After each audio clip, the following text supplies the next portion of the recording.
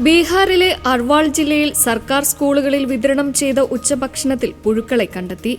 75ഓളം സ്കൂളുകളിൽ വിതരണം ചെയ്ത ഭക്ഷണത്തിലാണ് ഗുരുതരമായ ഈ വീഴ്ച കണ്ടെത്തിയത്.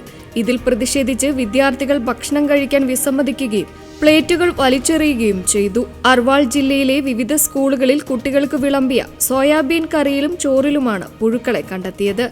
റോയൽ മാനവ് മിത്ര സേവാ സമിതി എന്ന ഏജൻസിയാണ് ഈ സ്കൂളുകളിൽ ഉച്ചഭക്ഷണം വിതരണം ചെയ്തിരുന്നത്.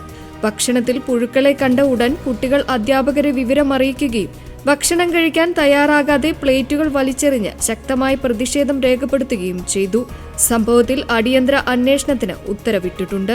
അന്വേഷണത്തിൽ വീഴ്ച കണ്ടെത്തിയാൽ കുറ്റക്കാരായ ഏജൻസിക്കെതിരെ കർശന നടപടി സ്വീകരിക്കുമെന്ന് അർവാൾ ജില്ലാ വിദ്യാഭ്യാസ ഓഫീസർ അസ്കർ ഹുസൈൻ വ്യക്തമാക്കി. കുട്ടികളുടെ ആരോഗ്യകാര്യത്തിൽ യാതൊരു വിട്ടുവീഴ്ചയും ഉണ്ടാകില്ലെന്നും അദ്ദേഹം കൂട്ടിച്ചേർത്തു. സ്കൂൾ ഉച്ചഭക്ഷണ പദ്ധതിയിലെ ഗുണനിലവാരമില്ലായ്മയും സുരക്ഷാ വീഴ്ചകളും കുട്ടികളുടെ ആരോഗ്യത്തിന് ഉയർത്തുന്ന ഭീഷണി ഈ സംഭവം വീണ്ടും ചൂണ്ടിക്കാണിക്കുന്നു.